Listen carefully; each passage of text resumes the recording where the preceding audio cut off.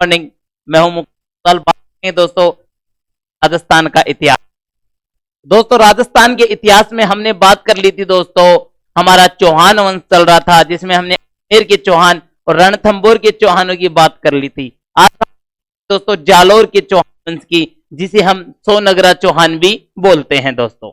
तो सोनगरा चौहानों की बात करेंगे हम, जालोर के चौहानों की। जालोर के चौहान दोस्तों, इस जालोर के चौहानों को सोनगरा चौहान भी बोलते हैं। और जो जालोर है इसका प्राचीन नाम दोस्तों जाबालीपुर था। क्या नाम था जालोर का प्राचीन नाम? जाबालीपुर।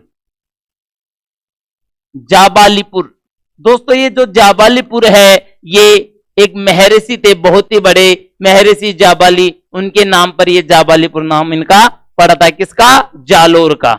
अब दोस्तों ये तो जालोर का नाम हो गया। इसी जालोर को दोस्तों स्वर्णगिरी भी बोलते हैं, जिसे सोनगढ़ भी बोलते हैं। किसको? जालोर को क्या बोलते हैं दोस्तों? स्वर्णगिरी। जालोर को बोलते हैं दोस्तों स्वर्णगिरी और सोनगढ़। और दोस्तों इसी जालोर को हम ग्रेनाइट सिटी भी बोलते हैं। तो अब बात करते हैं दोस्तों चौहान वंश की। तो जालोर के अंदर दोस्तों जो चौहान वंश, सबसे पहले कीर्तिपाल नामक एक चौहान राजा थे, उन्होंने जालोर के अंदर चौहान वंश की नींव रखी थी। तो ये देख लेते हैं, जालोर के अंदर जो चौहान वंश की नींव रखते हैं कीर्तिपाल। ये कीर्तिपाल आते हैं दोस्तों। इस कीर्तिपाल को एक उपाधि दी गई है कि तू एक महान शासक। किसने दी थी ये उपाधि? तो ये उपाधि दी थी दोस्तों जो मोहनोत नैणसी है हमारे, जिसे राजस्थान या राजपूताने का अबुल फजल कहा जाता है। क्या उपाधि थी? कि तू एक महान शासक।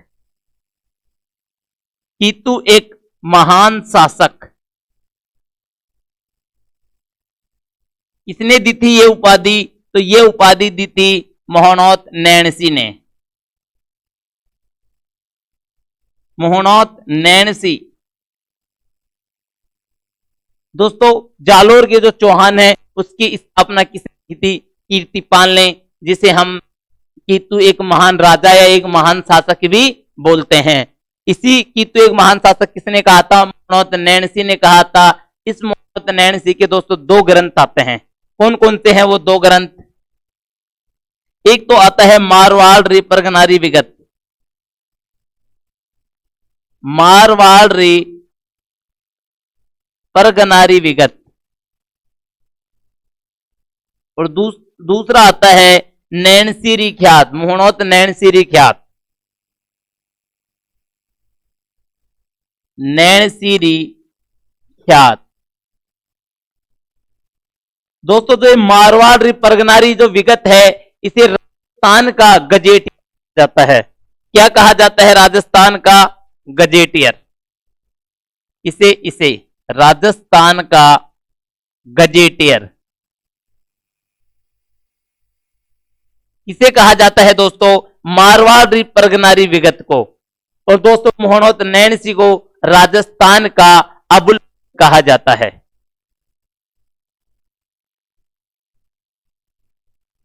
राजपूताने का या राजस्थान का, क्योंकि उस समय राजस्थान कोई अलग नाम नहीं था, उस समय राजपूताना चलता था, तो इसे राजपूताने का अबुल फजल। राजपूताने का अबुल फजल। अब दोस्तों जो राजपूताने का अबुल फजल क्यों कहा जाता था?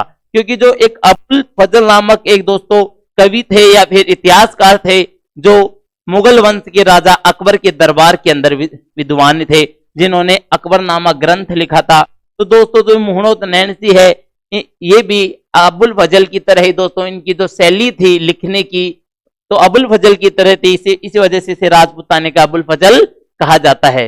और दोस्तों यदि मैं बात करूं अबुल फजल की, तो जो अबुल फजल हैं ये भी हमारे राजस्थान के से नागौर जिले के थे ये अबुल फजल, लेकिन ये दिल्ली दरबार के विद्वान थे, तो ये अबुल फजल। और जो दोस्तों मोहनोत नैणसी की बात आती है, तो मोहनोत नैणसी दोस्तों जो मारवाड़ के शासक थे जसवंत सिंह, उनके दरबार के अंदर दोस्तों एक वे विद्वान थे, कवि थे। कहां पे थे दोस्तों? जसवंत सिंह के दरबार में। जसवंत सिंह। जसवंत सिंह के दरबार में कौन थे? मोहनोत नैन सिंह। बात कर लूं कीर्तिपाल की, तो कीर्तिपाल ने दोस्तों जालोर के चौहान वंश की स्थापना की थी, जिसे सोनगरा चौहान भी बोलते हैं। इसी कीर्तिपाल को दोस्तों मोहनोत ने कीतु एक महान राजा या एक महान शासक कहा है। मोहनोत नैन सिंह की दोस्तों दो प्रमुख जो है ग्रंथ हैं, क्या है? मारवाड़ी परगनानी विगत और नैनसिरी ख्यात। ये जो मारवाड़ी परगनानी विगत है दोस्तों, इसे राजस्थान का गजेटियर कहा जाता है, और दोस्तों मोहनोत नैन सिंह को राजपूताने का अबुल फजल कहा जाता है दोस्तों। तो मोहनोत नैन सिंह दोस्तों मारवाड़ के जसवंत सिंह के दरबार के अंदर नियुक्त थे। तो ये तो बात आ गई दोस्तों कुछ बातें। अब बात कर लेते हैं चौहान वंश की। तो चौहान वंश के अंदर दोस्तों नींव रख दी थी कीर्तिपाल ने। आगे मैं बात करूं दोस्तों, ये नींव रखी थी दोस्तों 1181 के अंदर। कब रखी गई थी दोस्तों ये नींव? ये नींव रखी थी दोस्तों 1181 में। उसके अंदर दोस्तों 1182 भी आता है, लेकिन राजस्थान माध्यमिक शिक्षा बोर्ड और जो साहित्य ग्रंथ अकादमी है दोस्तों, उनके अंदर 1181 आया है दोस्तों। तो 1181 के अंदर इसने नींव रखी थी कीर्तिपाल ने जालोर के चौहान वंश की।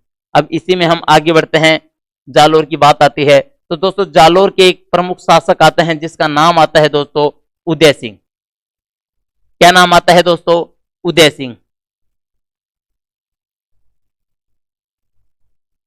दोस्तों ये उदय सिंह है, जिनके पिता का नाम क्या था दोस्तों?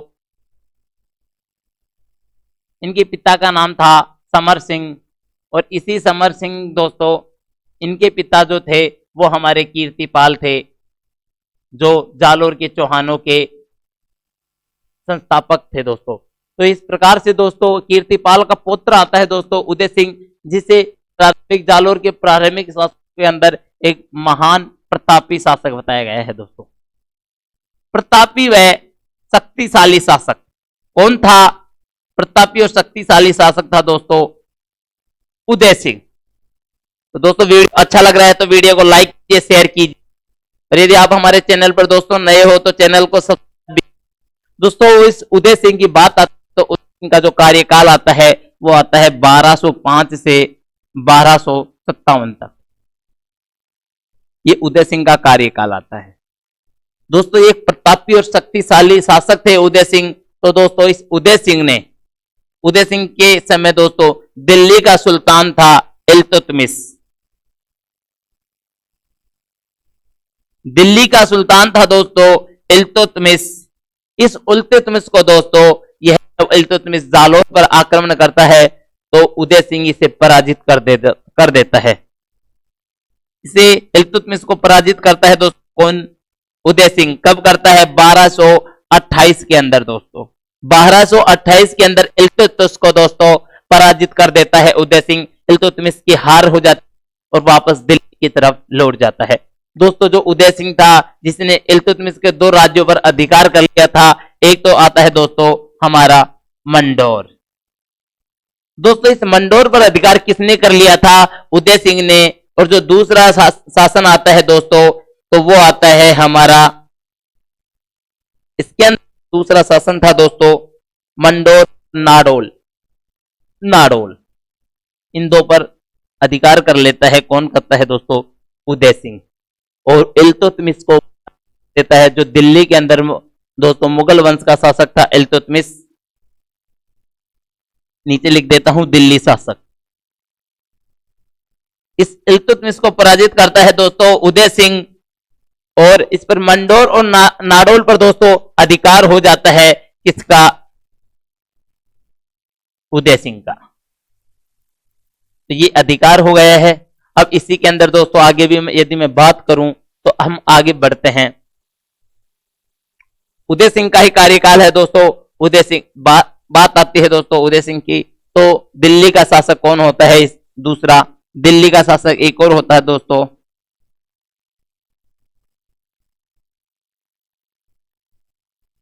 नसीरुद्दीन महमूद। नासिरुद्दीन महमूद। दोस्तों नासिरुद्दीन महमूद भी जालोर पर आक्रमण करता है, लेकिन यह भी असफल है। किसके समय करता है दोस्तों? उदय सिंह के समय है, इस पे करता है 1254 के अंदर। 1254 ईस्वी के अंदर जालोर पर आक्रमण करता है नसरुद्दीन आक्रमण, और इसमें पराजित हो जाता है नसरुद्दीन और वापस दिल्ली लौट जाता है। इस प्रकार से दोस्तों जो उदय सिंह है ये भी एक बहुत ही महान शासक थे। उदय सिंह चौहान थे ये, जो जालोर के दोस्तों कीर्तिपाल के पौत्र थे दोस्तों उदय सिंह चौहान, जिन्होंने दो प्रमुख दिल्ली के शासक थे इल्तुतमिश और नासिरुद्दीन पराजित किया था। और इस बात का उल्लेख कहां पे मिलता है? इस बात का उल्लेख तो मिलता है कानड़ दे प्रबंध के अंदर। कानड़ दे प्रबंध के अंदर इस बात का उल्लेख मिलता है दोस्तों। ये कानड़ दे प्रबंध है दोस्तों, इसके रचयिता कौन थे? तो कानड़ दे प्रबंध के रचयिता थे दोस्तों हमारे पद्मनाभ। पद्मनाभ इसके रचयिता थे दोस्तों कानड़ दे प्रबंध के। तो ये तो उदय सिंह की बात आ गई। अब इसके जो जालोर का जो शासन है दोस्तों, इसी में हम आगे बात करते हैं। तो एक शासक और होता है दोस्तों, इस उदय सिंह के बाद में एक दूसरा शासक और आता है जिसका नाम था चाचिंग देव। चाचिंग देव। दोस्तों वीडियो अच्छा लग रहा है तो वीडियो को लाइक कीजिए, शेयर कीजिए, ठीक है। चाचिंग काल दोस्तों आता है 1257 से लेकर 1282 तक, ये चाचिंग देव का कार्यकाल आता है। बताया जाता है दोस्तों इस चाचिंग देव के समय दिल्ली के दो शासक हुए थे। दिल्ली आता है एक तो ये नासिरुद्दीन महमूद होता है दोस्तों, नासिरुद्दीन महमूद, और दूसरा आता है दोस्तों बलबन। तो ये दो प्रमुख शासन थे दोस्तों, लेकिन इनकी नहीं हुई, इनका साहस भी नहीं हुआ कि ये चाचिंग देव चौहान पर आक्रमण कर दे। ये इनका साहस नहीं हुआ दोस्तों नासिरुद्दीन महमूद और बलबन का। चाचिंग देव भी दोस्तों अच्छा शासक माना जाता है चौहान वंश का, जिसे महाराजा धीराज की उपाधि दी गई थी दोस्तों। इस चाचिंग देव को दोस्तों उपाधि दी गई थी महाराजा धीराज। इस प्रकार से दोस्तों चाचिंग देव की भी ये बातें आ जाती हैं। दोस्तों जो पटवार है इसके अंदर दोस्तों आरएसएस भी जो एग्जाम्स कराती है, वैसे तो मुख्य हमारे जो जालोर का चौहान आता है जिसमें कानड़ देव आता है, लेकिन पटवार जो आरएसएस भी जो भी एग्जाम कराती है वो बहुत ही दोस्तों अंदर से क्वेश्चन पूछा जाता है, जिसमें इस प्रकार से इनके बारे में भी क्वेश्चन आने की संभावना रहती है। चाचिंग देव, उदय, इनकी भी हम बातें कर रहे हैं। तो दोस्तों आगे चाचिंग देव की बात हो गई दोस्तों। अब इसके बाद एक शासक बनता है सामंत सिंह। कौन बनता है दोस्तों? सामंत सिंह। दोस्तों सामंत सिंह राजा बनता है 1282 से लेकर 1305 तक। इन्होंने कुछ खास प्रमुख नहीं किया था दोस्तों, तो इनके बारे में सिर्फ इतना ही है। ये शासक थे सामंत सिंह। इनके बाद आते हैं दोस्तों जो प्रमुख राजा हैं हमारे कानड़ देव। कानड़ देव चौहान की हम बात कर लेते हैं दोस्तों। कानड़ देव,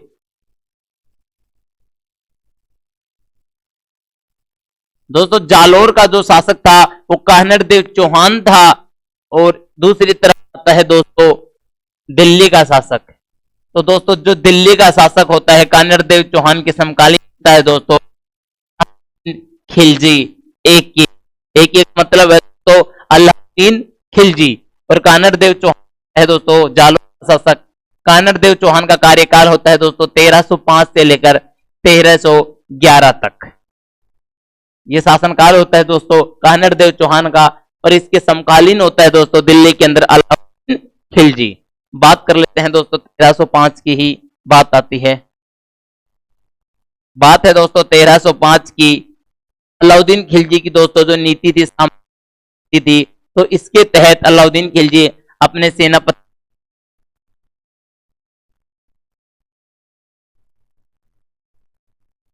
नाम आता है तो एन उल मुल्क मुल्तानी। दोस्तों सेनापति का नाम आता है एन उल मुल्क मुल्तानी। ये कौन थे? अलाउद्दीन खिलजी के सेनापति थे। ये इन्हें भेजता है जालोर पर दोस्तों आक्रमण करने के लिए। लेकिन दोस्तों जो एन उल मुल्क मुल्तानी थे ये भी थोड़े दोस्तों समझदार व्यक्ति थे। ये भी पहचानते थे, जानते थे कि राजपूत राजाओं को जीतना आसान नहीं है। तो ये जाते हैं और कानरदेव चौहान के साथ दोस्तों संधि करते हैं। कौन करता है संधि? एन मुल्क मुल्तानी। और इस संधि के तहत दोस्तों जो कानरदेव चौहान था इसका एक पुत्र था जिसका नाम आता है दोस्तों वीरमदेव।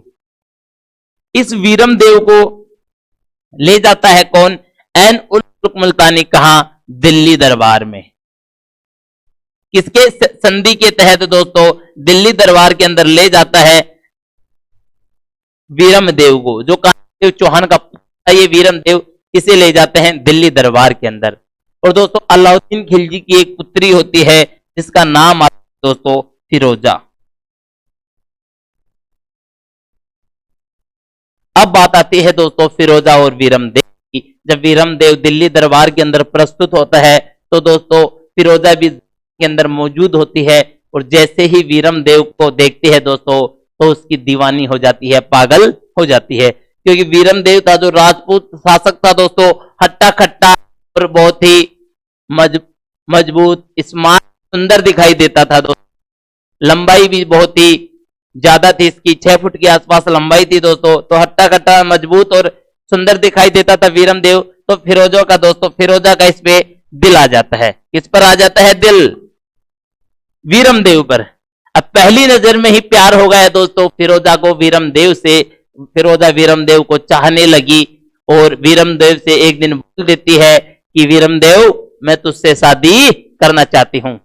जब फिरोजा वीरमदेव को ये बात बोलती है दोस्तों अचानक से आश्चर्य कि ये क्या बोल रही है। तो वीरमदेव बोलता है कि मैं तुझसे प्यार कर सकता हूं लेकिन मैं तुझसे शादी नहीं कर सकता। क्यों नहीं कर सकता? क्योंकि मैं हूं एक राजपूत शासक और मैं एक राजपूत शादी करूंगा। राजपूत जो राजकुमारी है उन्हीं से मैं शादी करूंगा, हिंदू लड़की से ही मैं शादी करूंगा, मैं तुझसे शादी नहीं कर सकता। और इतना कहकर वीरमदेव को जब लगता है कि दाल में कुछ काला है तो वीरमदेव दिल्ली छोड़ के वापस आ जाता है दोस्त। कहां पे? कानरदेव चौहान के पास। जालोर में वीरमदेव वापस आ जाता है। अब वीरमदेव वापस आ गया तो फिरोजा का दोस्तों मन नहीं लगता है, क्योंकि फिरोजा तो उसको देख देख के ही जीती थी दोस्तों। पहली नजर का जो प्रेम था थी। तो दोस्तों जब फिरोजा का मन नहीं लगता है तो फिरोजा अपने पापा अलाउद्दीन खिलजी से बोलती है पिताजी मेरा तो दिल टूट गया, बहुत बड़ा नुकसान हो मेरा। तो अलाउद्दीन बोलते हैं बेटा क्या हुआ? तो वो बोलते हैं कि मुझे वीरमदेव से प्रेम है, मोहब्बत है, मैं शादी करूंगी तो वीरमदेव से के अलावा किसी से नहीं करूंगी। तो दोस्तों वीरमदेव जब अलाउद्दीन खिलजी को ये बात पता चलती है तो वीरमदेव को लेने के लिए भेजता है। जब वीरमदेव नहीं आता है तो इन दोनों के बीच युद्ध होता है, जिसकी बात हम आगे करेंगे। तो दोस्तों जो वीरमदेव की जो ये बात आती है ये हमें पता चलती है किससे? मोहनोत नैणसी के द्वारा। ये सारी जो कहानी है दोस्तों ये है मोहनोत नैणसी के अनुसार। किसके अनुसार? मोहनोत नैणसी के अनुसार।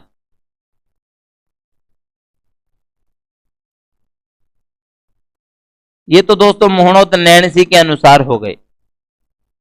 यदि एक और दोस्तों इतिहासकार होते हैं जिसका नाम आता है दोस्तों फरिश्ता। इस फरिश्ते के अनुसार देख लेते हैं। फरिश्ता दोस्तों इस फरिश्ता की एक बुक थी। बुक का नाम बहुत ही आसान है, याद करने में आसान हो जाएगा। क्या नाम आता है बुक का? तारीख ए फरिश्ता। हमें दोस्तों तारीख याद रखनी है और उसके आगे तारीख ए और उसके आगे नाम याद रखना है फरिश्ता। तो इसकी बुक आती है दोस्तों तारीख ए फरिश्ता। तो इसके अंदर दोस्तों फरिश्ता के अनुसार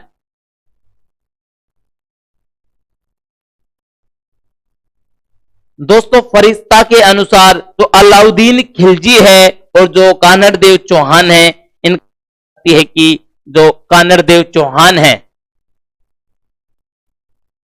इसके अनुसार बात कर रहे हैं दोस्तों कि कानड़ देव चौहान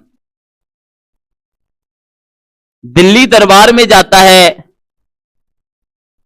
और जब दिल्ली दरबार के अंदर दोस्तों जाता है कानड़ देव चौहान, तो अलाउद्दीन खिलजी इस कानड़ देव चौहान को एक चुनौती देते हैं कि संपूर्ण भारत के अंदर कोई भी ताकत या हिम्मत या साहस या पराक्रम नहीं है कि मुझसे वो युद्ध कर सके या मुझसे नजरें मिला सके। तो ये बात जब बोलता है कौन, अलाउद्दीन खिलजी, किसे बोलता है, कान्हड़ देव चौहान को, कि किसी भी राजपूत राज के अंदर इतनी हिम्मत, इतना शौर्य साहस नहीं है जो मुझसे नजरें मिला सके या युद्ध कर सके। एक ये बोलता है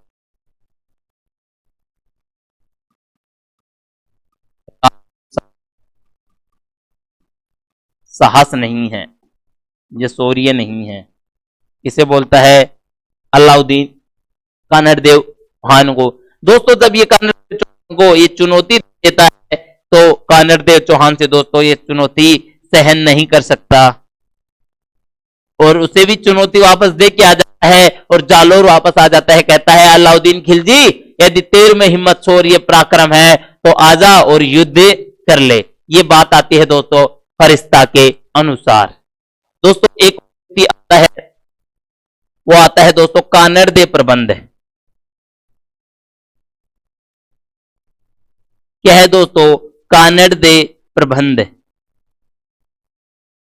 दोस्तों कानड़ देव जो प्रबंध है, इसके रचयिता कौन थे, मैंने अभी बताया था, तो इसके रचयिता थे दोस्तों पद्मनाभ। दोस्तों इसके रचयिता थे पद्मनाभ।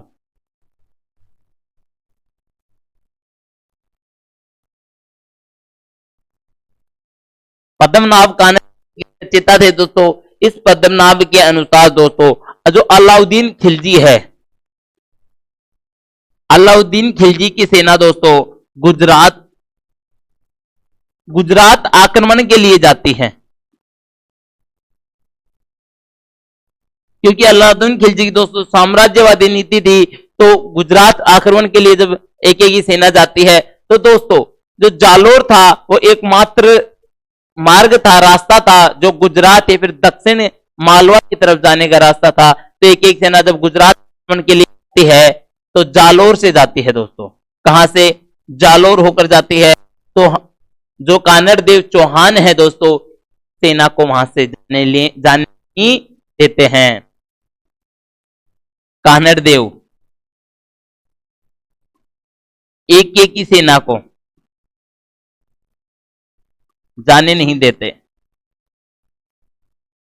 एक सेना को नहीं जाते हैं दोस्तों। तो जाते वक्त तो घूम के जाती है, लेकिन दोस्तों जब वो और काठवा यार्ड को जीतकर दोस्तों जो सोमनाथ जो मंदिर है हमारा गुजरात के, उसमें दोस्तों बहुत सारा धन सोना चांदी लूट कर जब वापस आती है,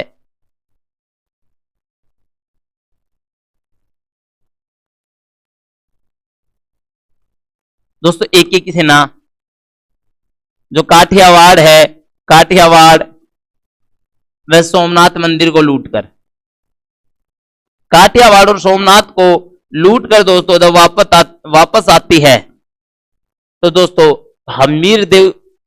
कानड़ देव चौहान है, इसका एक सेनापति था दोस्तों। सेनापति का नाम क्या है दोस्तों, सेनापति का नाम आता है दोस्तों जेता देवड़ा। जेता देवड़ा, कौन था जेता देवड़ा, कानड़ देव का सेनापति।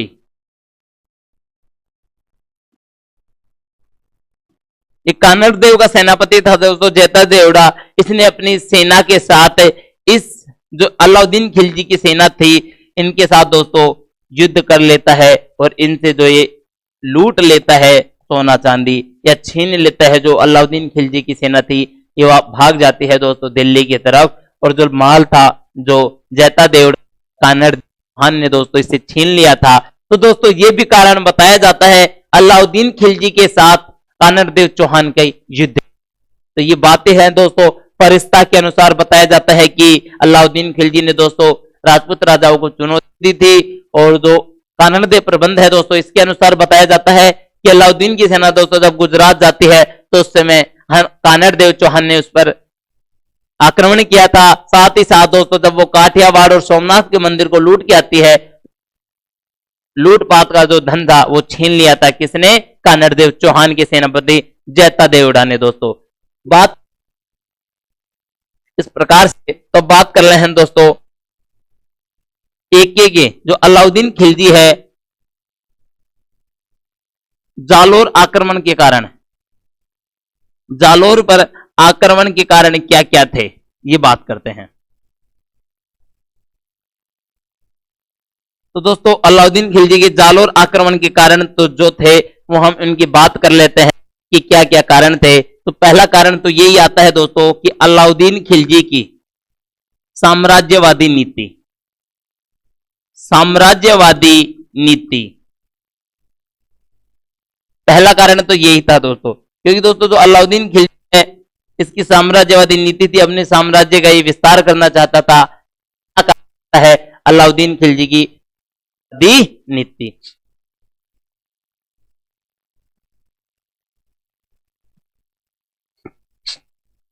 पहला कारण दोस्तों ये आता है। दूसरे कारण बात करूं, दूसरा कारण कानड़ देव चौहान के द्वारा अलाउद्दीन खिलजी सेना को मार्ग न देना। कानड़ देव द्वारा अलाउद्दीन खिलजी की सेना को मार्ग न देना, क्योंकि जो अलाउद्दीन खिलजी की सेना है दोस्तों गुजरात अभियान के लिए, या फिर मैं बात करूं कि दक्षिण अभियान के लिए जाती है, तो कानड़ देव के अलाउद्दीन खिलजी की सेना को मार्ग या रास्ता नहीं दिया जाता है। ये दूसरा कारण आ जाता है दोस्तों। यदि मैं तीसरे कारण की बात करूं दोस्तों, तो तीसरा कारण था भारत की तरफ जाने वाले मार्ग पर होना।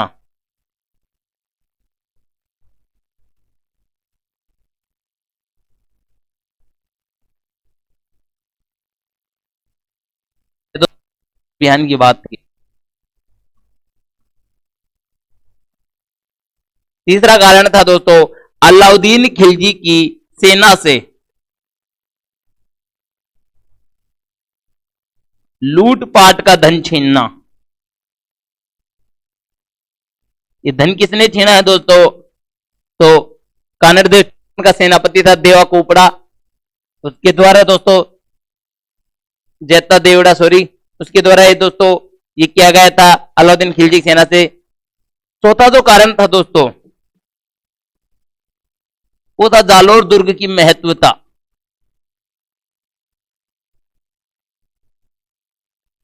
क्योंकि जो जालोर दुर्ग था दोस्तों, जालोर एकमात्र था जो दक्षिण की तरफ जाने के लिए एकमात्र रास्ता था।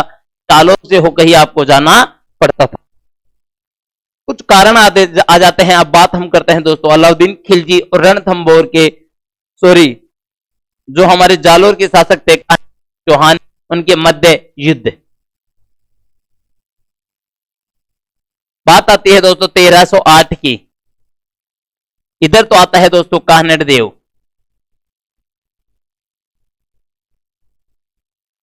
इधर आता है दोस्तों अलाउद्दीन।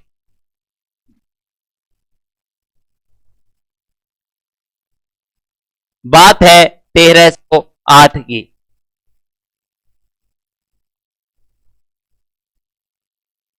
कानड़ देव चौहान,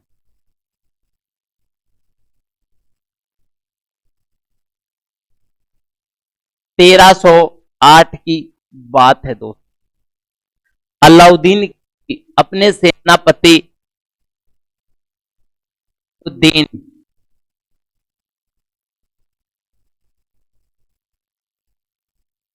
दोस्तों ये है अलाउद्दीन सेनापति कमालुद्दीन गुर्ग को कानड़ देव चौहान पर आक्रमण करने के लिए भेजता है दोस्तों। जब एक पर आक्रमण करने के लिए दोस्तों तो इससे पूरे दुर्ग आता है दोस्तों सिवाना दुर्ग। दोस्तों सिवाना दुर्ग है जिसे हम जालोर की कुंजी बोलते हैं दोस्तों। सिवाना दुर्ग को।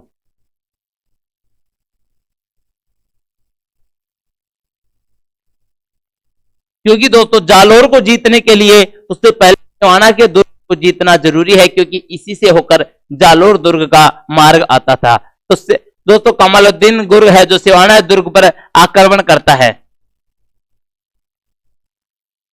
दोस्तों जो सिवाना दुर्ग है इसके बारे में कुछ जानकारी है जो हम ले लेते हैं।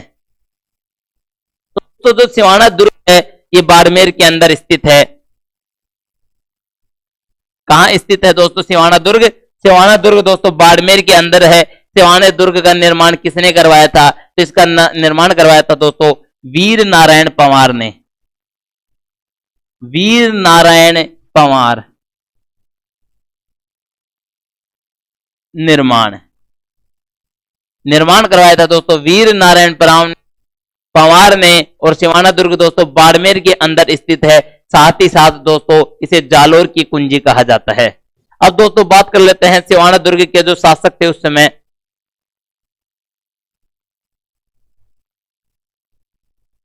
शासक थे दोस्तों शीतल देव चौहान। ये उस समय सिवाना दुर्ग के शासक थे, जिसे सातल देव भी बोला जाता है, शीतल देव को। ये वहां के उस समय दोस्तों राजा थे। इन्हीं के एक सेनापति थे दोस्तों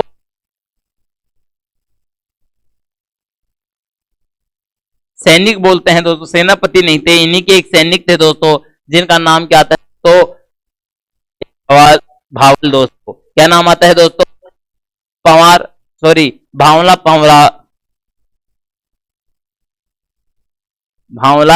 परमार या फिर भावले परमार इसका नाम था दोस्तों। विश्वासघाती था। क्या था? यह सैनिक था विश्वासघाती। विश्वासघात किसके साथ किया था दोस्तों? विश्वासघात किया था शीतल देव के। जो कमालुद्दीन गुर्ग आता है दोस्तों, इस कमालुद्दीन गुर्ग ने दोस्तों इस भावले परमार को लालच दिया। इसको दोस्तों लालच दिया किसने?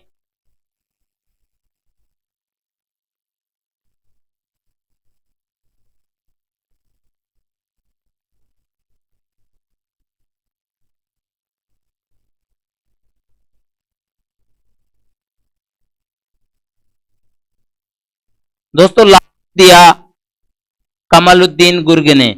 इसे भावले परमार लालच दिया था दोस्तों। लालच दिया कि मैं तेरे को सिवाना दुर्ग सौंप दूंगा, तू मेरा साथ दे दे। तो दोस्तों भावला परमार बोलता है कि नहीं, तू मुझसे धोखा कर रहा है, तू मुझे ये दुर्ग नहीं सौंपा। तो दोस्तों कमालुद्दीन है कि मैं तो यहां से चला जाऊंगा और ये दुर्ग है जो तेरे हवाले कर जाऊंगा।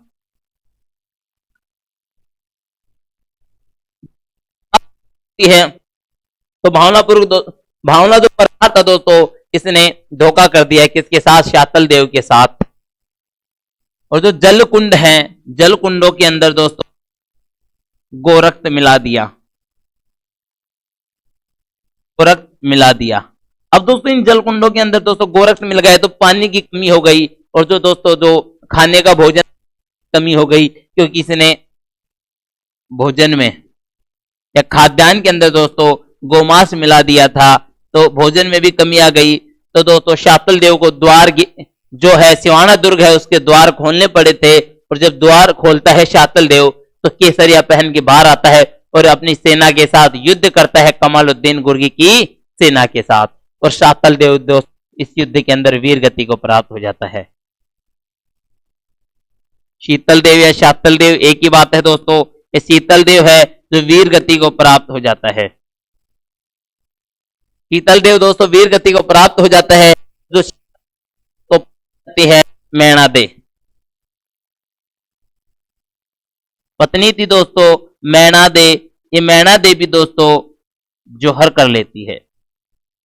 तो दोस्तों हमने जब रणथंभौर के चौहान पढ़े थे तो मैंने बताया था कि जब किसी शासक पर दोस्तों वीर गति को प्राप्त हो जाता है, जब वो रणभूमि के अंदर, तो उसे बोलते हैं केसरिया करना। केसरिया करना।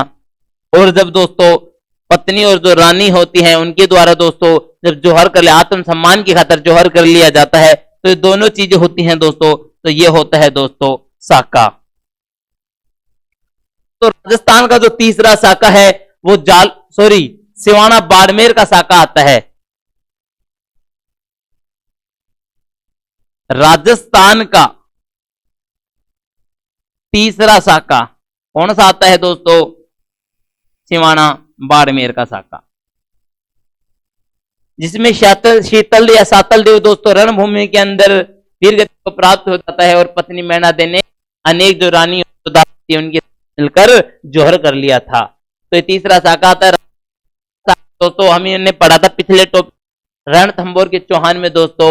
रणथंभौर का जो हमीर चौहान था दोस्तों, वह उसका पढ़ा था पहला शाखा। दूसरा शाखा दोस्तों हमारा मेवाड़ है, रानी पद्मिनी और रावल रतन सिंह का दोस्तों 1300 के अंदर दोस्तों आता है मेवाड़ का। और तीसरा शाखा आता है राजस्थान का दोस्तों सिवाना का शाखा। राजस्थान के तीसरा शाखा है दोस्तों, इसमें विश्वासघात किया था भावला परमार ने दोस्तों, और इस कारण शातल देव वीर गति को प्राप्त होता है। तो 1308 का युद्ध था, लेकिन दोस्तों अभी जो बच रहा था हमारा जालोर दुर्ग, उसे अभी जीता नहीं गया था। ये तो जालोर की कुंजी थी सिवाना दुर्ग।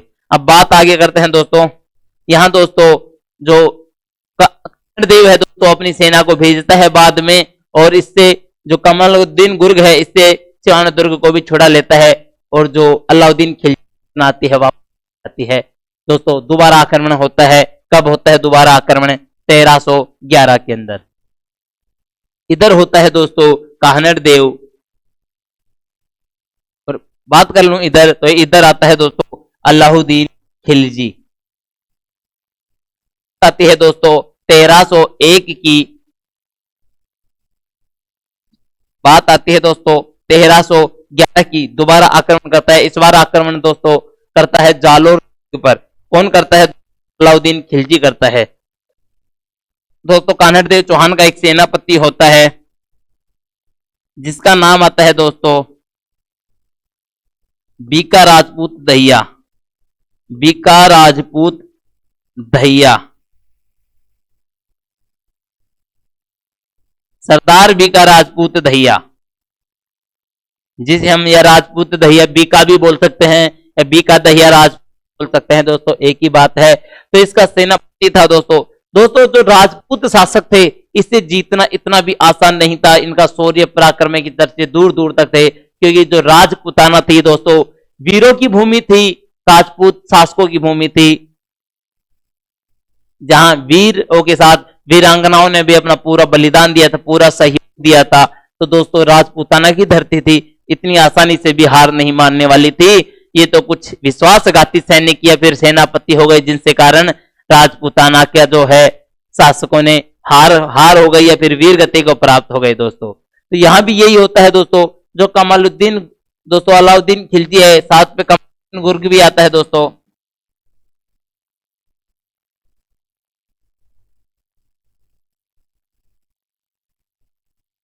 या दोस्तों इसके अंदर हमने एक चीज, जो सिवाना दुर्ग है दोस्तों, इसका नाम बदलकर दोस्तों खैराबाद रख दिया था। इसका नाम सिवाना के दुर्ग का, सिवाना दुर्ग, और किससे सौंप के चला गया था अलाउद्दीन खिलजी? कमालुद्दीन गुर्ग को।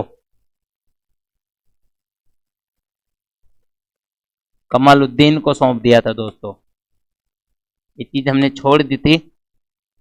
वैसे में बात करते हैं दोस्तों। बात हमारी हो रही है कान्हड़ देव चौहान और अलाउद्दीन खिलजी की। तो दोस्तों अलाउद्दीन खिलजी साथ में कमालुद्दीन गुर्ग आते हैं दोस्तों। अलाउद्दीन खिलजी यहां भी दोस्तों जब वह है जालोर दुर्ग पर अपना अधिकार नहीं कर पाता है, जालोर दुर्ग को जीत नहीं पाता है, तो अलाउद्दीन खिलजी साम दाम दंड भेद की नीति है, और जो बीका राजपूत दहिया है इसको लालच देता है। लालच देता है कि जालोर दुर्ग मैं तुझे सौंप के चला जाऊंगा, तू मेरे को एक बार देव चौहान सौंप दे, या इस मार्ग के जो खुफिया दे। तो दोस्तों बीका राजपूत दहिया है जो लालच में आ जाता है दोस्तों, विश्वासघात करता है किसके साथ? कान्हड़ देव चौहान के साथ। और दोस्तों ये मार्ग बता देता है किसे? अलाउद्दीन खिलजी को गुप्त है, गुप्त मार्ग बता देता है दोस्तों। और ये सारी बातें जो बीका राजपूत दैया है, सारी बातें अपनी पत्नी क्षत्रिया को आके बताता है कि क्षत्रिया तू चिंता मत कर, आज आज रात की बात और है, कल से तू की रानी होगी और मैं राजा हूंगा। ये बात बोलता है तो क्षत्रिया दोस्तों, क्षत्रिय बोलते हैं कि ऐसा क्या हो गया, कि ऐसा क्या तूने कि जो मैं रानी बन जाऊंगी कल से। तो बीका राजपूत दैया बोलता है कि मैंने अलाउद्दीन खिलजी के साथ में मिल गया हूं और जो सात गुप्त मार्ग थे वो मैंने बता दिए, किसको, कानड़ अलाउद्दीन खिलजी को। तो क्षत्रिय बोलती है दोस्तों, जो बीका राजपूत दैया की पत्नी थी, ये बोलते हैं कि तू पागल हो गया है, अलाउद्दीन खिलजी को ये रास्ते बताए हैं। अरे अलाउद्दीन खिलजी तो स्वयं चाचा का नहीं हो सका, तेरा क्या होगा, वो तो सगा था, तू तो फिर भी पराया है। साथ उसने जब रणमल और रतपाल को मार दिया था तो तू क्या चीज है। ये बात बोलती है पत्नी क्षत्रिया, लेकिन जब वो नहीं मानता है दैया, बोलता है नहीं ऐसा नहीं करेगा, मुझे सुबह सौंप देगा जालोर दुर्ग। तो दोस्तों वो कहती है ठीक है तो सो जा। सोते हैं, रात का टाइम था दोस्तों, वो दोनों सो जाते हैं। क्षत्रिया ने दोस्तों अपनी कटार निकाली, जिसे कटारी भी बोलते हैं, अपनी कटार निकाली और अपने पति बीका राजपूत दैया की हत्या कर दी। किसने कर दी हत्या, पत्नी ने कर दी, क्योंकि वो स्वामी भक्त थी, या फिर अपने देश अपने राजा के साथ गद्दारी नहीं कर सकती थी। पति की हत्या कर दी और भाग के जाती है देव चौहान के पास। भाग कर जाती है दोस्तों कानड़, रात को ही कानड़ देव चौहान के पास। लेकिन तब तक कमालुद्दीन गुर्ग और अलाउद्दीन खिलजी को दोस्तों गुप्त मार्ग पता चल गए थे और इन्होंने आक्रमण कर दिया था कानड़ देव चौहान पर। ये द्वार दुर्ग के अंदर घुस चुके थे दोस्तों और आक्रमण कर दिया था। यहां ये भाग के भी बात बताती है। तो कानड़ देव अपनी सेना के साथ इस पर आक्रमण करता है अलाउद्दीन खिलजी पर, और कानड़ देव वीर गति को प्राप्त हो जाता है दोस्तों। कानड़ देव वीर गति को प्राप्त हो जाता है।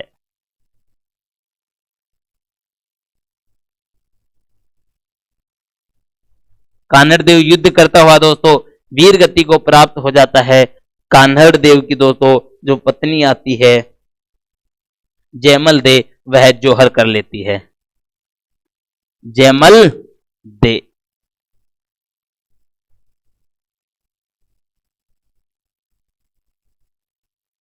जयमल दे ने जोहर कर लिया दोस्तों।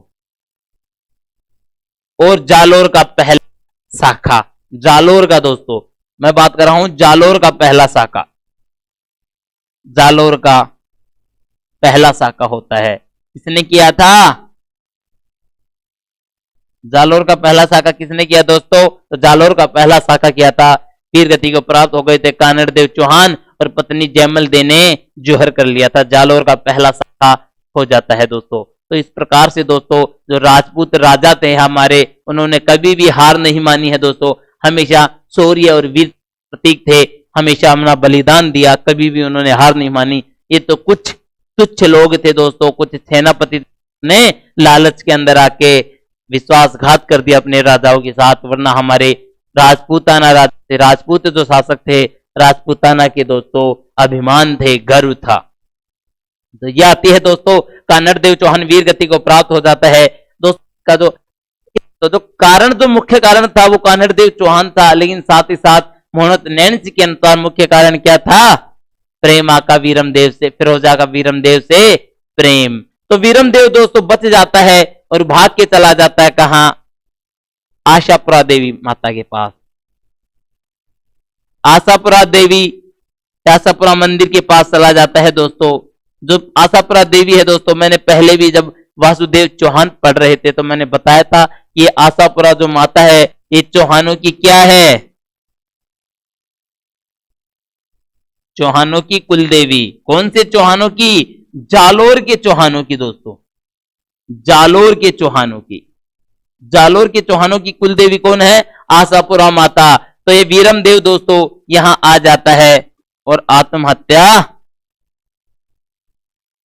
आत्महत्या कर लेता है। अपना सिर गर्दन अलग कर लेता है तलवार से दोस्तों। अब अलाउद्दीन खिलजी जब देखता है कि इसने आत्महत्या कर ली, तो मैं अब जाके अपनी पुत्री को फिरोजा को क्या जवाब दूंगा। तो कुछ सैनिकों ने दोस्तों फिरोजा को पत्र लिखे भिजवाया कि जो है इसने तो वीरमदेव ने तो आत्महत्या कर ली। दोस्तों तो फिरोजा को ये पता चलता है, तो फिरोजा से भी दोस्तों रहा नहीं जाता है। फिरोजा बोलती है कि मुझे वीरमवेर की जो बॉडी, जो शव था वीरमदेव का, ये ले आओ। और फिरोजा जब इस शव को देखती है तो फिरोजा भी यमुना में कूदकर आत्महत्या कर लेती है। यमुना में कूद जाती है, आत्महत्या कर लेती है दोस्तों। और दोस्तों जो दुर्ग है इसे अलाउद्दीन खिलजी दोस्तों जालोर दुर्ग का नाम बदलकर, जालोर का नाम बदलकर जलालाबाद रख देते हैं दोस्तों। क्या? जलालाबाद। दोस्तों हमें ये नाम याद रखने हैं, एग्जाम्स के अंदर सीधा सीधा पूछा जाता है कि किस दुर्ग का नाम बदलकर जलालाबाद रखा गया था, तो जालोर दुर्ग का नाम बदलकर। किस दुर्ग का अलाउद्दीन खिलजी ने किस दुर्ग का नाम बदलकर खैराबाद रखा था, तो वो नाम रखा था दोस्तों सिवाना दुर्ग का। तो ये नाम भी हमें याद रखने हैं। अलाउद्दीन खिलजी ने जालोर का नाम बदल दिया, जलालाबाद, और ये चौहान वंश यहीं पे दोस्तों हो जाता है। कानड़ देव चौहान वीर गति को प्राप्त हो जाते हैं। तो इस प्रकार से दोस्तों ये भी कुछ कारण था। अब आगे बढ़ते हैं दोस्तों, हम आगे देखते हैं दोस्तों जो वीरमदेव था दोस्तों, ये आशापुरा देवी मंदिर के यहाँ दोस्तों इसने भी आत्महत्या कर ली थी। अब दोस्तों इन बातों का जो पता है हमें तीन चीजों से चलता है, जो मैंने अभी बता भी दिया था। एक तो दोस्तों फरिश्ता, दोस्तों फरिश्ता से भी पता चलता है किसके बारे में, कानड़ देव चौहान के बारे में। इसकी बुक थी तारीख ए फरिश्ता, तारीख ए फरिश्ता, इनकी बुक थी दोस्तों तारीख ए फरिश्ता। दूसरा पता चलता है दोस्तों पद्मनाभ, पद्मनाभ, पद्मनाभ किसने लिखा था दोस्तों? पद्मनाभ ने लिखा था दोस्तों कानड़ देव प्रबंध, कानड़ देव प्रबंध। किसने लिखा था कानड़ देव प्रबंध? पद्मनाभ ने। और तीसरा पता चलता है दोस्तों मोहनोत नैणसी से, मोहनोत नैणसी, मोहनोत नैणसी का ग्रंथ था दोस्तों नैणसीरी ख्यात, जिससे हमें पता चलता है कानड़ देव के बारे में, नैणसीरी ख्यात। दोस्तों इन तीनों से कानड़ देव चौहान के बारे में जानकारी मिलती है, कानड़ देव चौहान के बारे में जानकारी मिलती है, कानड़ देव चौहान की जानकारी मिलती है दोस्तों। ठीक है दोस्तों, ये तो हमारा कानड़ देव चौहान समाप्त हो गया है। एक बार और देख लेते हैं इसी कानड़ देव चौहान को दोस्तों।